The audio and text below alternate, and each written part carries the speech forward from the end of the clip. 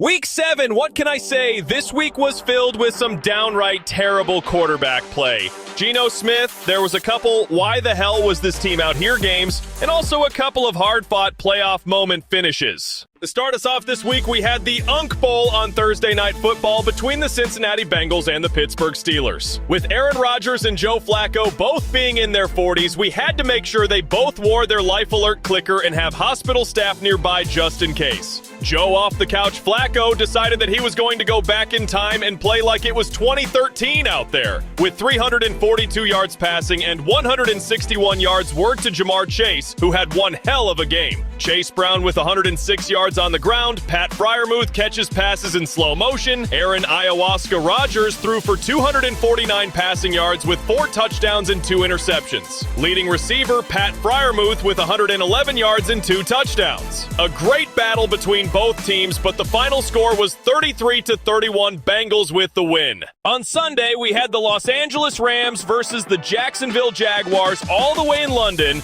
with no Puka Nacua, out with an ankle injury. The Rams said, no problem, watch this. Throwing 3 touchdowns to Davante Adams and getting 10 different receivers involved, they didn't miss a beat. Now, the Jacksonville Jaguars did play like hot garbage, mainly due to Trevor Lawrence, who decided that he would only play okay football in between the 30-yard lines. Only targeting Travis Hunter and Parker Washington, I don't know what Brian Thomas Jr. did to Trevor, but it had to be bad if he didn't want to throw him the ball during this game. Rams won 35-7. The Philadelphia Eagles versus the Minnesota Vikings was an interesting game as the Eagles are coming off a 2-game losing streak and the Vikings are coming off a bye week.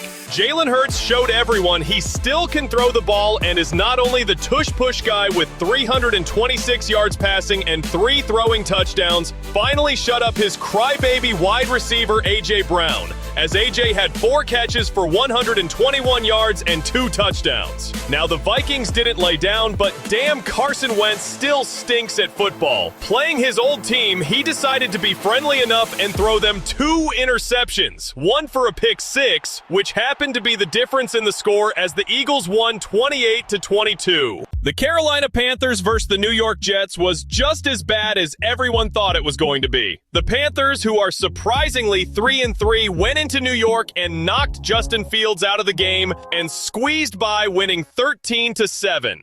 The Miami Dolphins versus the Cleveland Browns. Man, what a showing for how bad the Miami Dolphins are this season. All the talking concussion man Tua Tagovailoa did this week and went out there just to shit the bed and only throw for 100 yards is crazy. He might need to look in the mirror and convince himself he is Batman, because if not, they are going to need Superman to come and save him. The Browns' rookie running back Quinshon Judkins had one hell of a game with 3 touchdowns and 84 rushing yards, and the Browns' defense had 3 interceptions, helping the Browns to a victory 31-6. The New Orleans Saints versus the Chicago Bears was the battle of mediocrity. New Orleans quarterback Spencer Rattler threw for 233 yards, 2 touchdowns, and 3 interceptions, and Chicago's quarterback threw for 172 yards and 1 interception. Both these teams deserve to be in the Mountain West College Conference, and even then, that might give them some difficulty. But the Chicago Bears defense did come to the rescue as the Bears won 26-14. The Kansas City Chiefs versus the Las Vegas Raiders. You would have thought only the Kansas City Chiefs only came to the game to play, as the Raiders looked like they stayed in Vegas. Kansas City came in with the belt and started to clear everyone out as they put belt to ass with a score of 31-0. Geno Smith is still straight ass still. The Indianapolis Colts versus the Los Angeles Chargers. The Colts still showing they are a complete team and are a Super Bowl contending team if they stay healthy this season. The Chargers are depleted as they have a couple injuries to some of their offensive and defensive starters.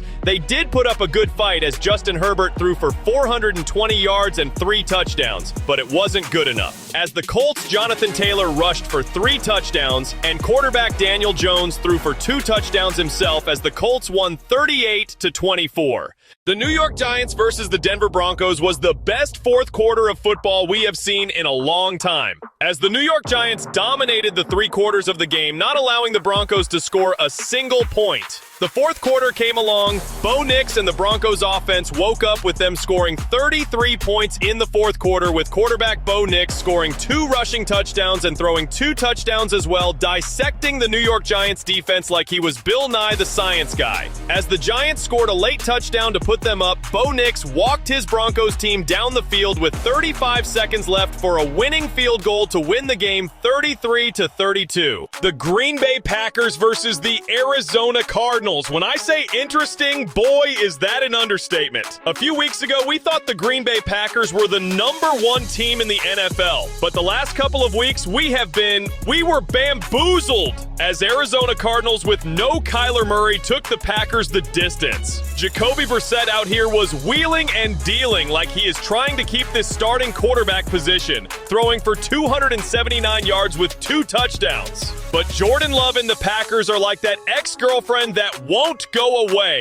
as they stuck around and stayed close until the fourth quarter, where they outscored the Cardinals 14-3. This put the Packers in the position to win the game 27-23. The Dallas Cowboys versus the Washington Commanders. When I say high scoring, man, was this a high scoring game for one team? The Commanders, who would bite by the injury bug on offensive, had a poor offensive of showing as Jaden Daniels only threw for 156 yards and 1 touchdown before leaving with a hamstring injury. The Dallas Cowboys got back the star wide receiver CeeDee Lamb, as he has been out for 4 weeks with an ankle injury. CeeDee Lamb made an immediate impact with 5 catches for 110 yards and 1 touchdown. Dallas also had Javonte Williams rush for over 116 yards with 1 touchdown. Dak Prescott had another MVP-like game of football, with him passing for 264 yards with 3 passing touchdowns as the Cowboys won 44-22. Cowboys told their division opponent to pack their shit and head back home because it isn't sweet over here.